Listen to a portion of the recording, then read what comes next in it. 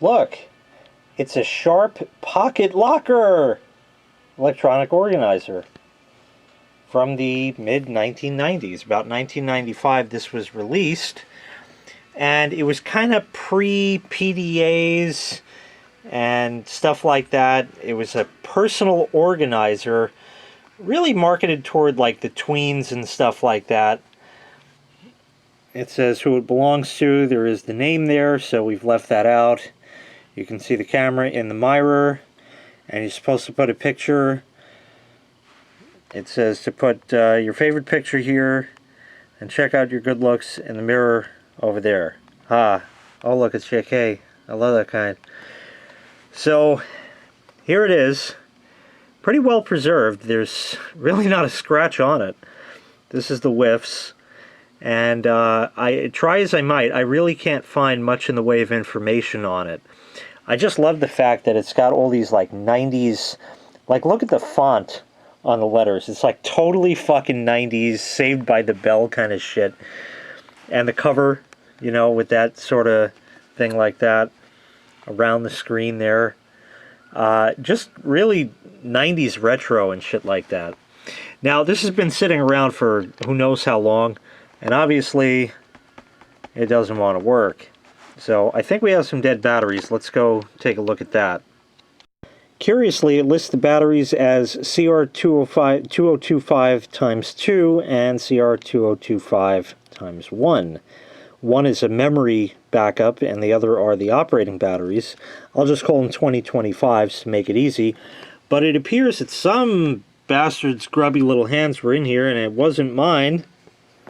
Here we have a 2025, here we have a 2025, and here we have a 2032. Bad stuff. I think they called for 2025 because they're thinner or something. I don't really know, but it did call for 2025s. It's blatantly right fucking there.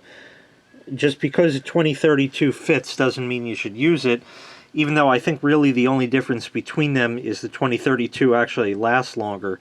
But typically they design the sockets for 2025. So we'll replace them all with 2025s and see what happens. Now let's see where this was made. Oh, it was made in China, even back in 1995. Very interesting. Well, we're going to use a high-end German screwdriver on it. These are the precision screwdrivers I use. They're Exolite, kind of like these kind.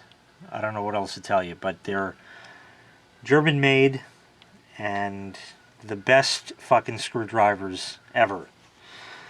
So like I said, we're going to replace all of these. There's no sense in just, you know, we'll take out this wrong 2032 first.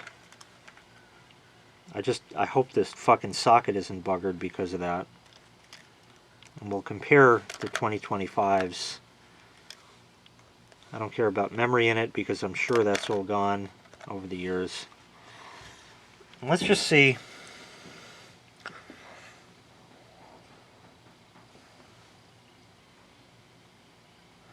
The 2025 is on my thumb.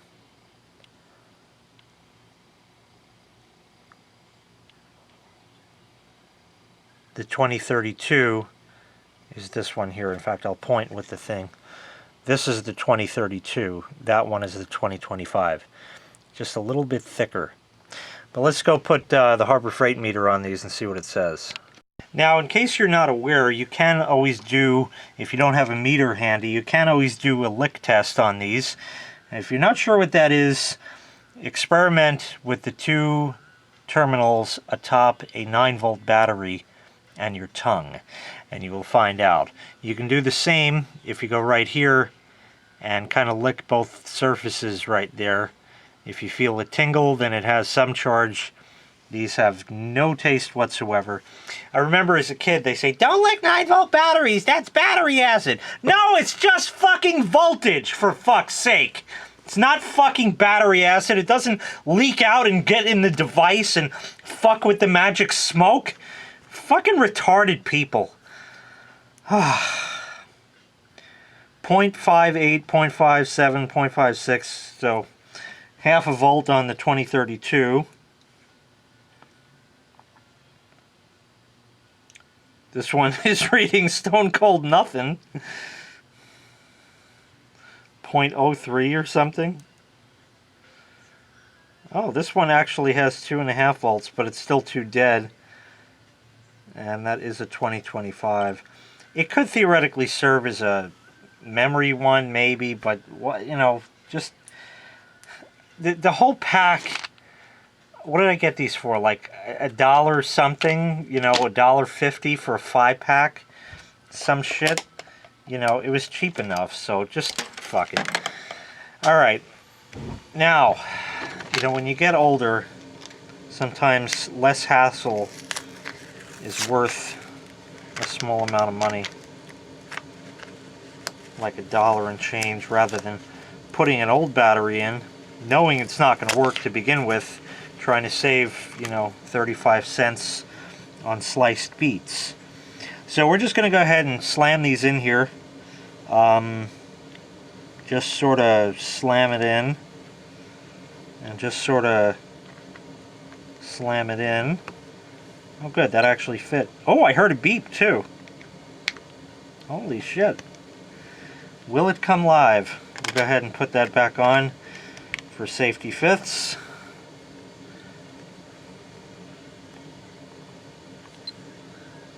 Oh, bad screen.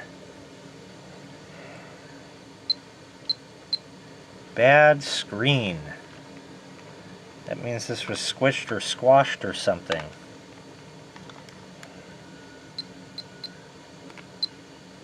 Every key press is a beep. Oh, something changed. I don't know what I'm doing. Now I have no display. It doesn't look cracked, it just looks like it can't access it. I'll just keep hitting shit till something happens, if anything will. There, we're getting some garbage. I don't know if you can make that out. It turns off. Well, that sucks. This was supposed to make for an awesome video. And instead now I got 3 out of the package batteries. It's going to make this all fancy, and the wifey was going to have her own review on it, and all kinds of stuff like that kind. But let's go ahead and see if we can pull this thing apart. I didn't know that this video was going to take this kind of turn. I really did not expect to be doing this. And there are 2 screws here. As far as the rest goes, I don't know. There also is a little opening here, which might have been for some sort of cable, perhaps? I really don't know.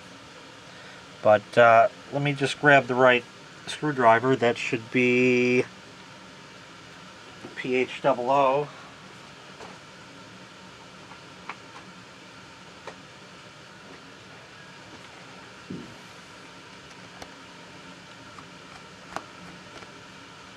Take these out.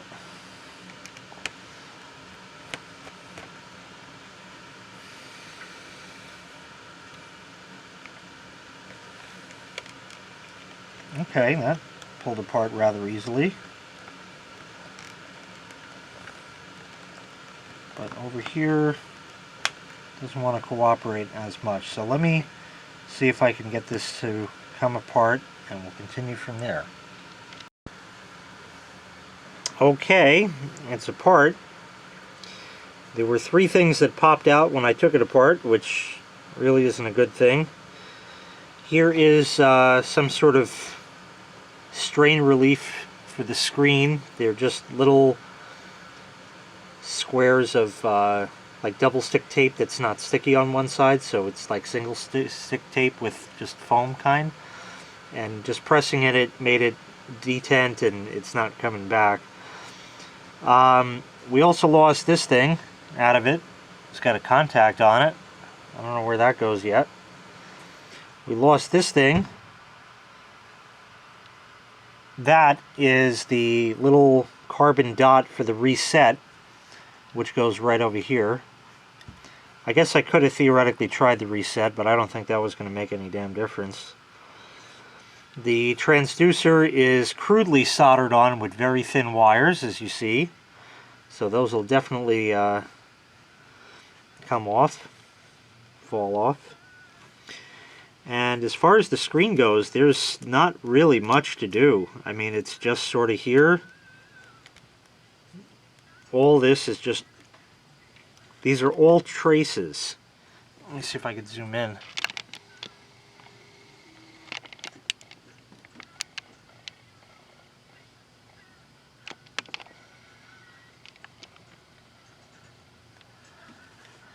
You can see all the lines here. These are all traces on the board. So this was really some serious thing back in the day. This was that connector under the mysterious door. Let me move this so you can see. The connector under that mysterious door on the side here. It's only got 3 pins. Probably a serial connection. The little springy thing for the screen fell out over here. And yeah, there's not much more else to really do here. Great. Just great. Alright, well, I'll play around with it for a bit and see if I can make anything magic happen. Yeah, I don't know if you can see that, but there's just nothing that I'm going to be able to do with this screen here. It's just like part of the damn thing. There's no cable to reseat. Even on the other side of the circuit board, I'm sure it's just a press fit of some kind. You know, you can mush it down. I don't even want a heat gun it because it'll melt the mylar thing here. So I don't even want to heat gun it. All these little doors and shit fell out. If you could see this kind. This thing is like built not to be serviced. There's just not much to do. You know, I could replace the little beeper if I had to, but other than that, there's really not much else that can be done here. It just is. So it's a shame this thing didn't end up working out. I was under the impression it might have worked, but it just is. It had a calendar. It could tell you your fortune. You could program birthdays, clock, calculator, notes, phone numbers. There was no fuckbook or shitter or any of that stuff you could put in. I mean, I guess you could type an email address and type, you know, @AT, you know, because it didn't have that. But it's just there. I don't know what other functions it really had. It has little musical buttons on it. I don't know what that did. I wasn't able to find an instruction booklet for this thing, and it doesn't work anyway, so it's kind of just a shame. It's one of those lost pieces of 1990s technology that nobody wanted anyway. Again, like I said, this was really marketed to tweens and stuff. I did get a little bit of documentation here. There's this here. I'm going to put a high res of this up.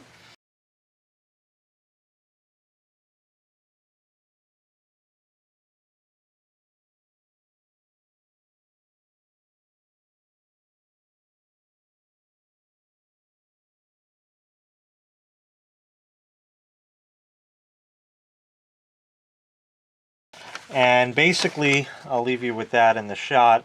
And it basically said that this, again, was released in 1995, and Sharp thought that could push them into the mainstream, but it didn't quite work out that way. PDAs were a lot more useful. You could email someone direct from a record stored in your digital address book. And if you contrast that experience with one of these, where the information you've entered became trapped in a tiny plastic box with a crummy display and kludgy interface, that would lose its memory if its batteries ran out. So obviously PDAs and then everybody's phone surgically attached to their hand took over, and that was kind of the end of that one. And then people put comments on this. Somebody writes, Sharp pocket lockers were actually very popular among girls in my middle school and a few of my cousins' schools as well. There was a great scandal where some bully stole someone's device, changed the password, and gave it back. The owner was worried about the information the bully may have learned and the fact that she would lose everything if she reset the device. The fad died within a year, though some students were reported to still use their pocket locker but kept it at home. I remember my parents bought me one of these just before I started high school so I could keep track of classes and such. I think I used it for about 2 days before the novelty wore off. And let's see, there was something else that somebody said something about it.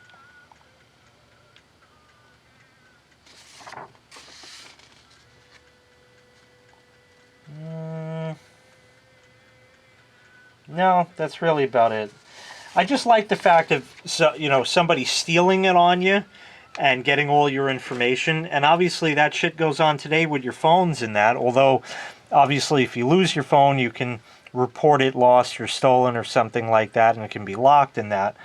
But didn't have that with this stuff. We didn't know that this kind of thing would be the way of the future. So I'm sorry this didn't end up working out, but at least you got to see a nice piece of 1990s equipment. Thanks so much for watching. Make sure you hit like, make sure you hit subscribe, and take care. We'll see you next time. Bye-bye. Oh, and as for this little button cell that still had 2.5 volts in it, you can stick a little LED on it. I don't know if you can see it. Just barely light up. And that way you can have that to spend the rest of the juice in it.